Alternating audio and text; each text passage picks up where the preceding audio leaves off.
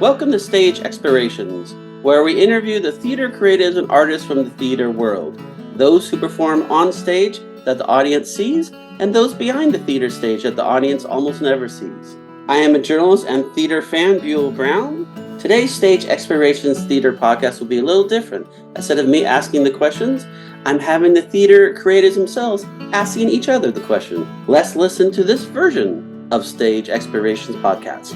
Hello, my name is John Peterson, and this is a special presentation of Stage Explorations, and we are here talking about theater and P3 Theater Company's production of MGM in Concert. I am here with good friends Christy Mauro-Cohen and Christopher Showerman. Woo! How are you, kids? Excellent. Excellent. How are you, John? I'm great. Thank you so much for asking. So I've got some questions for you guys. We're going to kind of let the public know a little bit about who we are and why they need to come see our show. What do you say? Let's do it. All right. All right. Christy, we'll start with you. Yes. When did you first fall in love with the theater? When I came out of the womb. It's kind of true. Yeah? I said I came out with top hat and cane, singing and dancing. Honestly, probably 3-4 years old. My father introduced me to it. So I was singing songs that young. You were just a little tyke in tap shoes. You were actually performing when you were really young, right? Yes, I was. How old were you at your very first performance? 5 years old, daughter of Rosie O'Grady, tap dancing with Dad. He was right with the tap dancing. And that's all I did in the show. They brought me out to do that. Little Shirley Temple moment. Oh, I Yeah. bet you were cute. Adorable. That cute? Did they curl your hair and everything? Yes. Oh, God, Mom had me in the patent leather shoes with the little socks with a little lace on it. Just exactly like Shirley Temple. Okay, what about you guys? When did you start? How about you, Chris? When did you first fall in love with the theater? Well, my first theatrical experience was I was the biggest billy goat in the Three Billy Goats Gruff in kindergarten. I love that. So How tall were you in kindergarten? I was kindergarten size. Okay. I was a late bloomer, a very Gotcha. late bloomer. So, yeah, I hadn't gotten there in kindergarten yet. So I was still a small, biggest billy goat. But people were clapping for me and laughing at the things I did up there, and I was like, I'm not sure what I'm doing, but I want more of this, whatever that is. Nice. Yeah. When did it turn from that I want more of this to I have to have this? This is what I want to do, to be into theater. Yeah, I was my first theatrical production was not even with my school. It was with my mom, who was teaching in the public schools as well, but in a different school. So I did some of the Christmas shows, her Christmas shows, with her school, and that was my first taste where I was like, oh, now I kind of know what I'm doing, and I want to do more of this. This was great. Yeah. Same age or a little bit older at that point? I was older. I was older at that point, and I was older than her students. So, like, she would bring me in to play Santa Claus when everybody else was playing elves, right? Oh, Stuff cool. like that. Yeah. Very cool. How about you, Christy? When did you know that you were going to graduate from Shirley Temple to being the diva you are today? Thank you. Well, I went from doing that little tap number as I got older, doing more in the show, and then being featured, in a sense, in the show because my voice grew and everything was working out. And we were doing shows every weekend, all with the whole family. And it seemed it wasn't even, it chose me. Does that make sense? It chose me. Yes. It's like, this is the way, this is what we do. This is what I do. And I never thought to do anything else. Well, you grew up in a musical In a family. musical theater so family. You really didn't know Yeah. anything else. It was like I that didn't was the world. That's what I did in lieu of proms and school functions and everything. It came first. We go and we perform as a family. And it was a lot of fun. I wouldn't trade that for the world. No. No, what an experience that was. What Yeah. an amazing family, too. I mean, most people, their parents are like, you're going to be a doctor, and I'm going to pound it out of you. And you're like, oh, no, you're not going to medical school. You are going on stage, young lady. Absolutely. My dad makes a joke. I don't know if you've heard it No. yet, where when he's on stage with me, he always says, my son-in-law is playing piano for us today.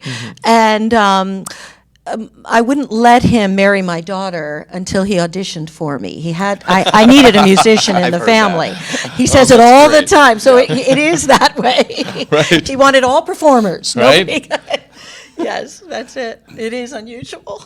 It was fun. It's fun. Good times, good times. I've seen the old pictures, and just I love seeing your family pictures. It's so reminiscent of the old school variety show. Yeah. Right. Type, where the families like the Mandrell sisters, and just That was us. Donnie times. Marie, the whole thing. John, how did you get into this? Yes. I was a late bloomer. I did not. So going into high school, the high school I lived next to in San Diego was very well known for its gangs and its drugs, and my parents didn't want me to go there. I didn't want to go there. So there was a performing arts high school across town in Chula Vista called Chula Vista High School for the Performing Arts, and I had played piano a little bit. I took piano and organ lessons from our church organist, and so I went into that school as a piano major. And it wasn't even until my senior year that I knew I could sing. And I really didn't sing very well. I've got proof of that. But the summer between my junior and senior year of high school, I auditioned for a production of Sound of Music at Christian Community Theater. I sang The Way We Were by Barbra Streisand, because that's what you sing at musical theater auditions. And I got cast as a Nazi. And I want to hear that rendition of The Way We Were. You do it very, very Nazi-esque. they're gone. Those were my two lines in the show. And then I just kind of grew from there. I auditioned my senior year to be in their, it's called The Main Attraction. They were like, if you've ever seen the TV show Glee, it was very much like the Glee Club and that. And then I was part of their madrigal choir, the New Renaissance. And even then, I still started college as a criminology major. I didn't know that I wanted to do it until I auditioned for the choir at UC Irvine, and then got cast as King Henry in their madrigal dinner. Then they convinced me to join the music department, and then I did professional opera as a fluke because the AGMA union went on strike and they needed male singers, so I auditioned and got in, and then just a beast was created. And do you still dabble in criminology? Gee, that's what I'm Yeah, glad you returned yeah. to that. I wanted to know more. That was a So strong right. Well, there was the joke back in the day was that I could go stop in the name of the law. Yeah. But I don't dabble in criminology. I always wonder though what had happened. I wanted to be in the FBI. That was my goal when I was in high school. My dad was a cop. He was a narcotics agent undercover.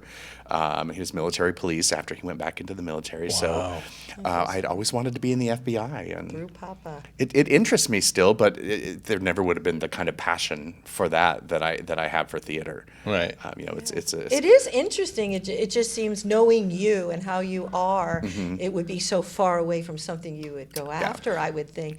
But it is definitely an interesting thing. I can totally see you starring in a show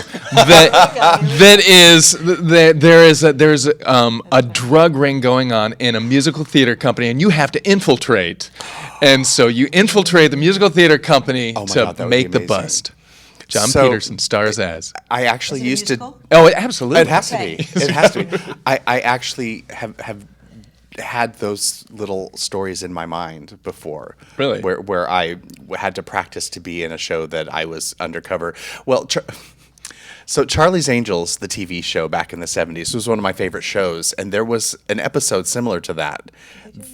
It wasn't a musical episode, but they had to go kind of like a Miss Congeniality kind of thing with Sandra Bullock, where they had to go undercover and perform something. I don't know. It's kind of a weird. It can still happen. That's how you get it.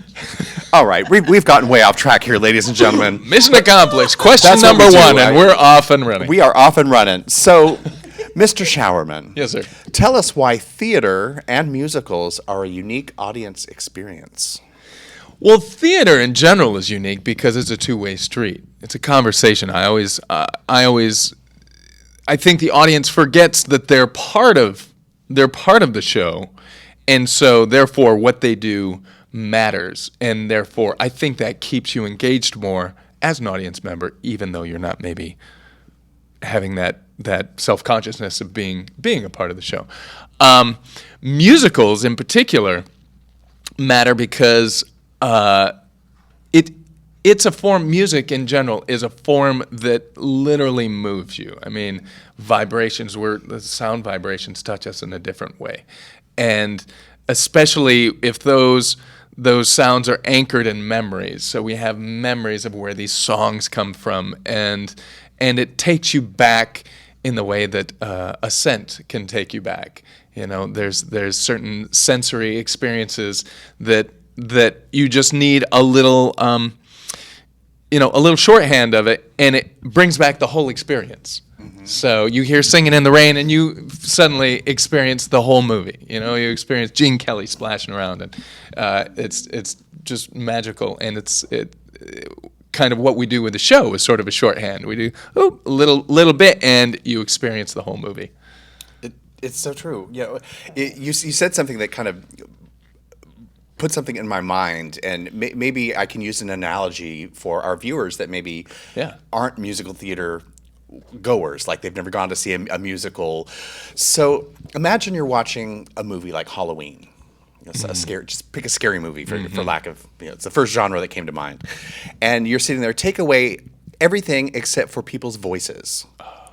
So if you're, for example, if the camera's shooting down an empty hospital corridor, not necessarily a scary thing. Right. But you get that creepy music underscoring, and it touches something in you. Right. And it's going to evoke feelings, the tension, the dissonance in the chords, in the music. It's going to evoke some type of fear or skepticism or something like that. And it's the same on stage. Music, it affects you, be it a familiar tune or a particular type music with major chords, tends to be a little happier. Minor chords might indicate some type of sadness. Right. Whether or not there are words sung to it, in a play, if there's underscoring in a play that comes in, it can really set a tone. Totally. So you brought up a good point there. Oh, thanks. Yeah, they did I don't know if you've ever seen, those on YouTube. They do these fake trailers. Somebody cut a fake trailer of what do you want to build a snowman? What's that? Frozen. Oh, Frozen. Mm-hmm. They did a fake trailer for Frozen, but they did the trailer as if Frozen was a horror movie. I've seen that. It's genius, and it's just everything is the same except they changed the music, and it's so effective. You're like, oh, this is going to be the scariest movie I've ever seen, and it's Frozen. It's a cool thing. There's an artist out there, I forget his name, I found him on YouTube, but he takes a lot of popular songs and some theater songs, and he changes the keys from major to a minor key, giving it that I can't think of his name off the top of my head, but he did everything from like the national anthem to I Dreamed a Dream from Les Miserables, and changed them to minor keys, and it gives it a whole different, Right Here Waiting by Richard Marx. In a minor key, it gives a whole different feel and sentiment. So, and then even the lyrics are scary for that. Right here waiting, right here waiting for you. So let's kind of take a more direct route. We've been talking about theater and musicals. Let's talk about MGM and concert specifically now. Okay. So Christy, you're the only one in this room that was there when MGM in Concert was created. Yes. I came shortly after, not too far into the show. But tell us about the creation. The creation of MGM in Concert. Out of my father's head. Yes, he created a lot back then. As I was growing up, many, many different musical concerts, different musical themes, and this was one that really stuck and was very popular, and we ended up doing that. I was very young when I did it the first time. In fact, I think it was before I met you. I went to California after and left, and that's when he got another girl to keep doing it with him, another female singer. Mm-hmm. And then I brought you back to it. That's what happened. I brought you back. So I was very young. I was like fresh out of high school when we first did it, and the audiences went crazy. Condominium circuit, guaranteed wonderful audiences, beautiful theaters. We were doing 16 to 20 shows a month. It was fantastic. Wow, that's a lot. Oh yeah, because that was the time everybody came to see live stuff, and it was wonderful. And then he continued to do it there Not as popular without me. No, just kidding. Of course not. Yeah, right. But I did meet you and went through the whole experience here in LA with you. And then when we were finished, I was finished here and wanted to go back. I said, come on back with me, be my roommate, meet my dad, learn something really fun. Let's do this together. And we started doing it together. And same thing, then we brought it here. This show's just going coast to coast. But he's always had a knack, my dad, for putting medley type shows together. It works beautiful. It just one word ends, another word picks up another song. It's just in him. It's in his head. He always saw the world as a musical. Mm-hmm. So this stuff was constantly flowing with him. And when he had a daughter who could sing, that's when he started to get those ideas out on page, onto the stage, and really just. So he's not very technically musically inclined as far as knowing how to piece together musically, because you can take lyrics and stories and build them, but the melodies don't always match. Right. Was your now husband David involved in that creation musically? Or heavily involved. So David was involved. Because I met David when I was 13 years old. Mm-hmm. So MGM hadn't been out there yet. He was with us from the very beginning. But many other piano players, along with David, worked with him. And the funny thing, they always said when he brought this information to them the way he wanted it, this can't be done.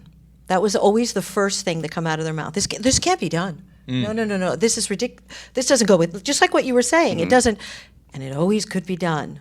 And not only could it be done, but it just went so smoothly. So well. So he had a little bit of knowledge with music, though. He does, sure. I didn't mean to say that he doesn't know music, but he had enough to convey, because he would just come strong right back at him. Yes, it can. And in his young self, oh my gosh, they would just look in amazement and they would go for it and they would get excited with him, and then creation would begin. Yeah. And it was you remember, it was like crazy for you when you first joined. You're like, I've never done anything like this. This is wild. No, I've never. Usually it's a whole song. Yeah. Little talk on to the next song, but that was always in his brain, and I'm glad he gave it out there, because many successful shows, even the Doris Day show that you've done in the past, was, even though it's a book show, the award-winning Doris Day show. The award-winning Doris, yes. It's still that format, in a sense. Yeah. That's his style. So, Christy, how many of those shows did he do? Like, I'm only familiar with MGM and Doris Day, but so many. There's another one that I want John to do that is my favorite out of the group, even though I love and adore MGM. There's another one he put together called 10 Feet Off the Ground. Okay. Yeah, and that's just about telling stories of life through music. And it still works that same way. And it's actually 4 actors and the same choreography, same concept. And then, of course, the Doris Day show. Right. But several on different, he had one on writers, songwriters. There was one on Judy Garland. Really? There was all these different ones through the years. Oh, and how much fun. Pop into them and get people to, the Doris Day show itself started as a revue rather than a book show. It was myself, another singer, and my dad. It was just like MGM. Was this back in the 90s as well? Yes. Wow. And then he grows on that concept and he creates, and he's really a genius. Yes, and I've been so lucky there's no other to word have that. than genius for Education from him. what he knows, and just his education on styles and different eras of musicals and the stars and then how he can take all of that knowledge and create a story out of it, an entire show, the Day After Day, the life and music of Doris Day. It's the whole story, but he does what other people would, like you said, they would say, that can't be done. That can't be done. And the only person in the world I know that's more stubborn than you is your dad. So don't tell him that something can't be done, because that's right. He will prove Fuel you wrong. the fire. He will prove you wrong. And it will be done and well. I mean that in a loving fashion, of course. Yes, absolutely. So, Chris, this style of show, or like a revue show, is not necessarily new to you, because you've performed with other companies like Colorful Songs Revue with Carol. Right. So this would be a good question for you, because I know what Christy will answer to this. And so why do you think the Metro Goldwyn Mayer MGM, that's why they Yeah, shortened exactly. it just for me. The MGM musical productions are still popular, like the old movies and musicals of that era. Why do you think they're still so popular, and why they're popular not only among the older generation, but younger generations as well? I think that the themes of those songs and those shows are timeless.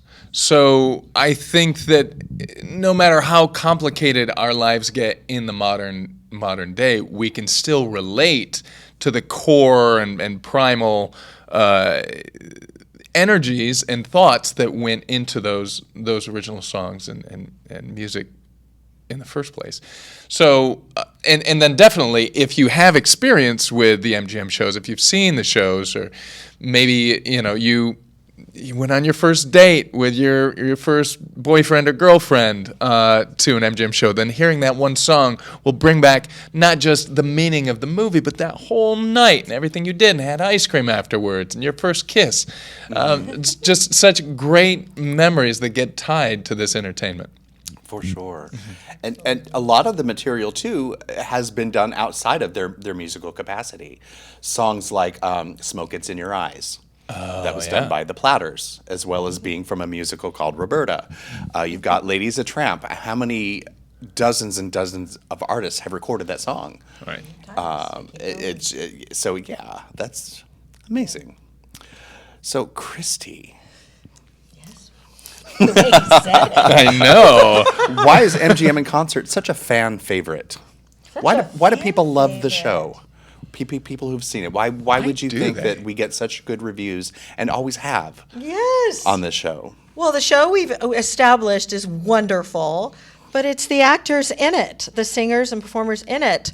We put our whole hearts into it. We feed off the audience, and they know that, especially if they've come back more than once.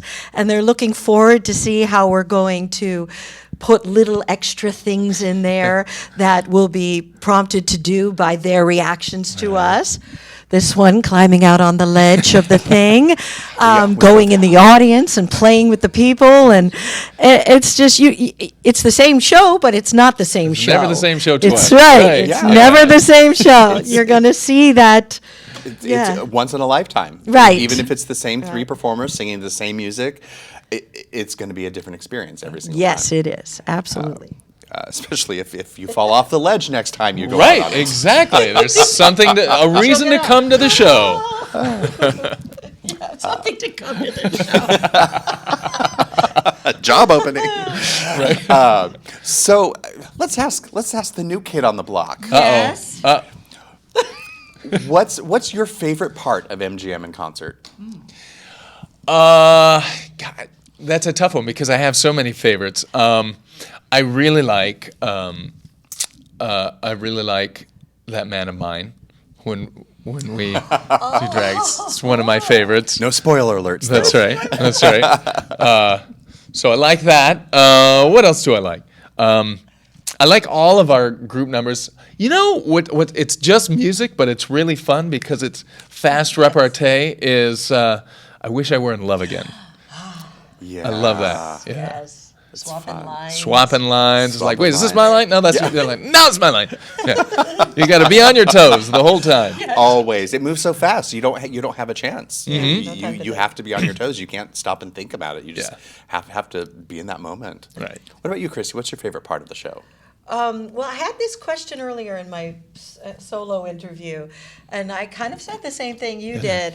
I like the group numbers. Yeah. I do, because I feel that energy when we're all together, sort of doing the same movement right. and lifting our energies up with each other, and we're all in this together, and the voices blending, and I really love all that stuff. So I love don't bring it down to old Broadway when we're waving the yes. hands and Yes. running up, and when we get it right, it's the best. That's always a great Yeah, part. Like every third or fourth time we'll get it right. It's great. Yeah, you know? It's funny. I also had the same question in my solo interview, and I had similar answers. Nothing was a solo moment. It was. I love the love duets with you because I've known you for so long, and we really just have a great time with it. And just there's a genuine. Maybe it's not a romantic love, but there's a genuine love for each other, and then the fun moments we get to have, Chris. Yeah. We have a blast. And, Brush up your Shakespeare. that was the song I picked. Was it? Yes, Yeah, great. yes. It was like we get to be quirky and silly and funny, but I do have. If I had to pick a solo moment in the show, it would definitely have to be "You're Somewhere Over the Rainbow." Because I think you said that. The She only said that. the only person who may have done it better than you might have been Judy Garland. Oh my gosh. She may have been better, but that song is always. I've been listening to you sing that song for 27 years, You have, yes. and I love every single moment of it. And I also love Thank you. when your dad was in the show with us, how he would watch you sing that with such love, a father's love in his eyes, was such an amazing moment. You're not the first person to tell me that, and I appreciate that you do tell me that, because he won't tell me that's happening, and I never would know.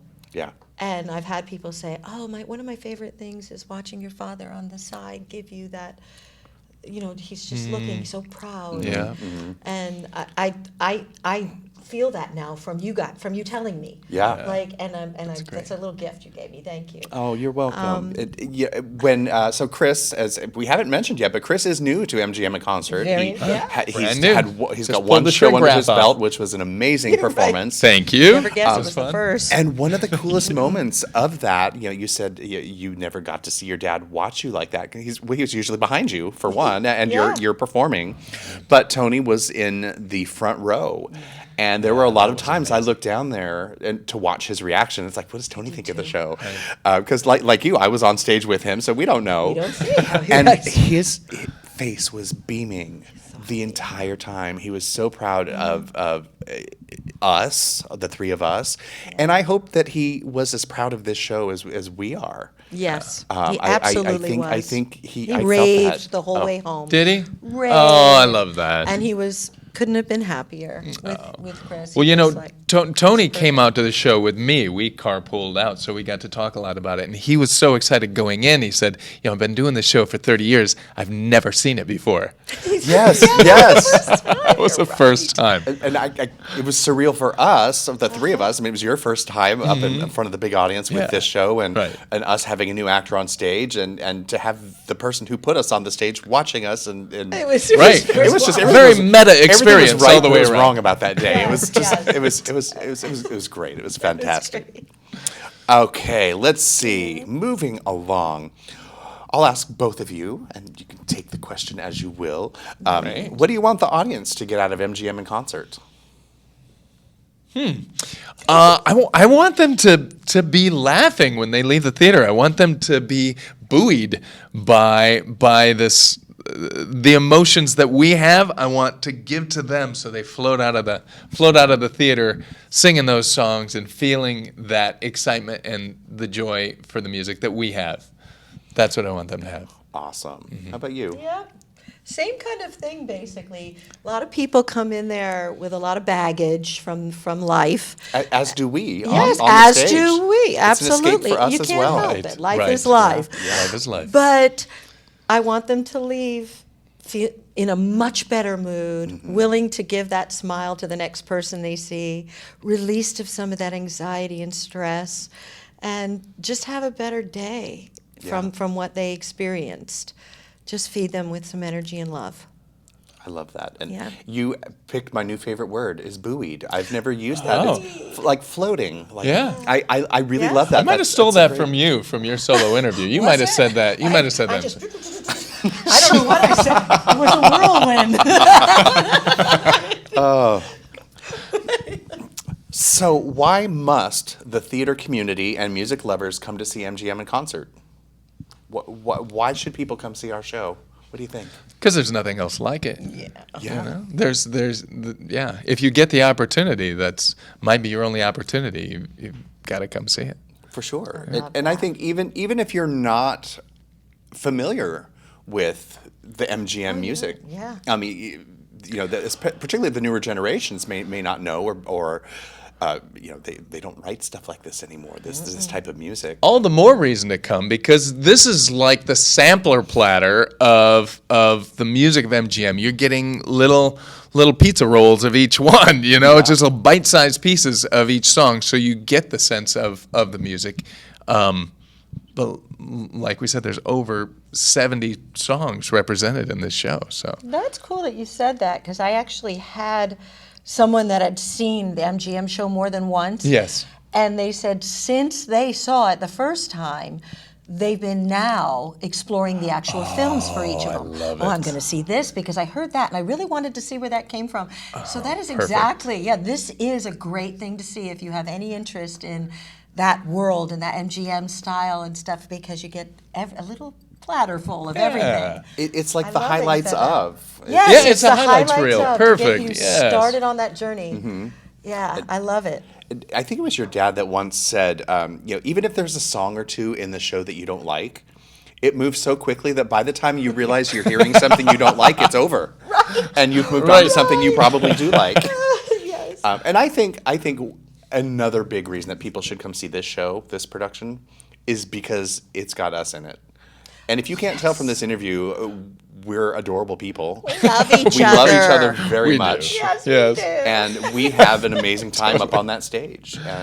And we all could find a reason to leave our baggage at the door for 90 minutes. Just come have fun Right. with us. And Escape. come have fun. Come play with us. Come play with us. yeah, Yeah. exactly. Love Absolutely. it. Love that.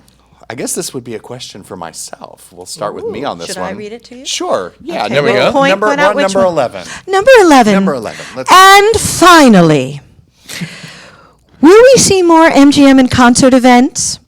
And can MGM in concert be booked for special events and not only in the theater spaces? Why, yes.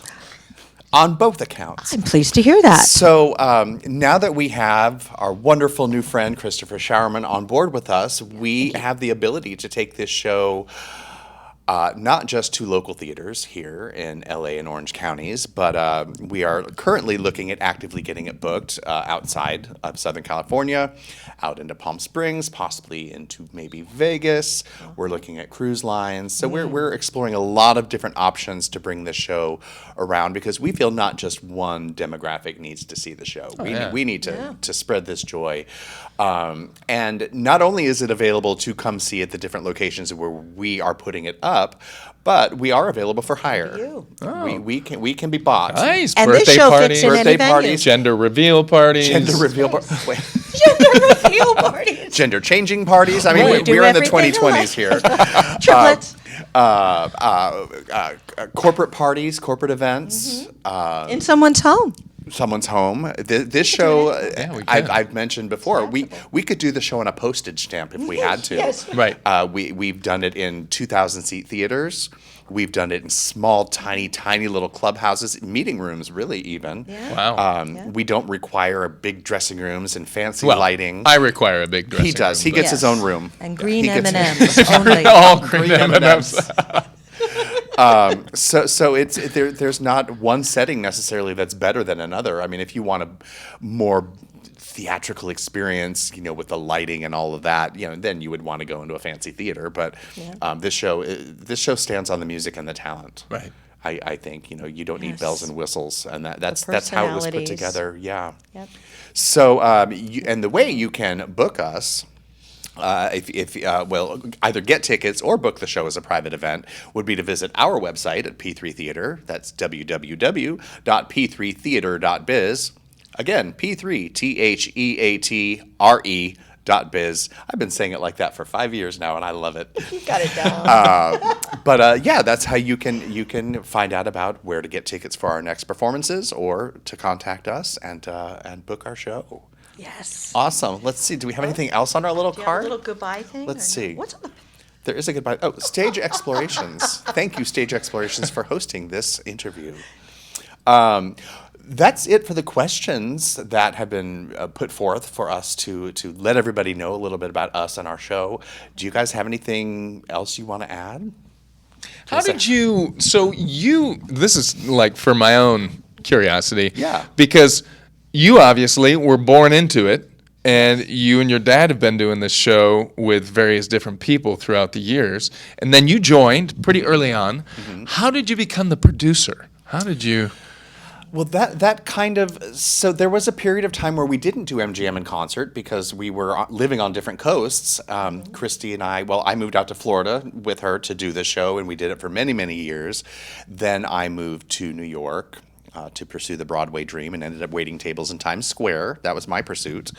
Hey, at least you were in Times Square. You made it. Exactly. I made it. And I sat on stage to watch the show Xanadu. So I have been on Broadway. Oh. But I watched the show. I wasn't in the show. Then I moved to Texas. Then I moved back to California in 2010. Found out that my dear friend Christy, who we just kind of lost touch because we had our own lives, that she was back out here. And not only was she out here, but she brought her dad with her. And that was in 2010. And then Christy approached me a couple years later to revive MGM in concert as it was like a fundraiser for your church, wasn't it? Did I do that? You had approached me. No, See, the years fly. you reached out to me, and so that got my juices flowing. I wanted you to come to this church and do a small. Okay, so now I see. I'm on the It's same all page. coming back. And then a few years after that, 2018, I started P3 Theater Company and thought, well, I'm now a producer, so why not produce MGM in concert? So we've done maybe 6 or 7 performances of it in the last handful of years, and now we're breathing new life into the production. Yes. Picking and up it's, momentum.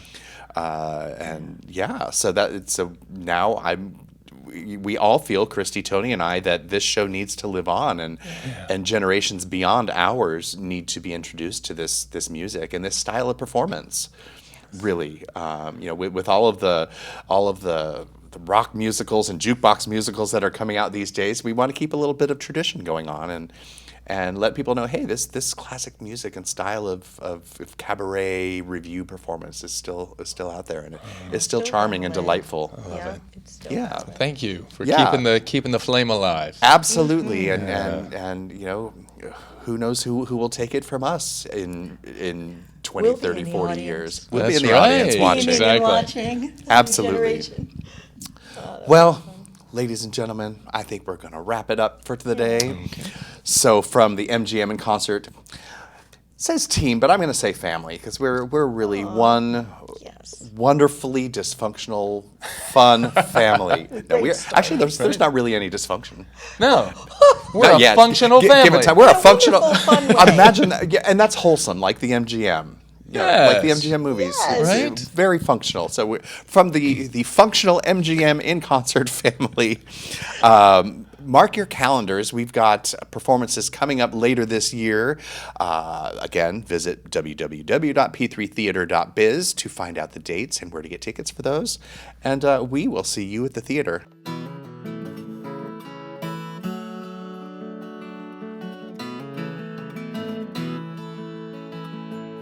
Thank you for listening or watching this podcast episode of Stage Explorations. To learn more about the theater creative and more theater creatives and artists on Stage Explorations, go to www.stageexplorations.com. Once again, that is www.stageexplorations.com. There is no space between stage and explorations.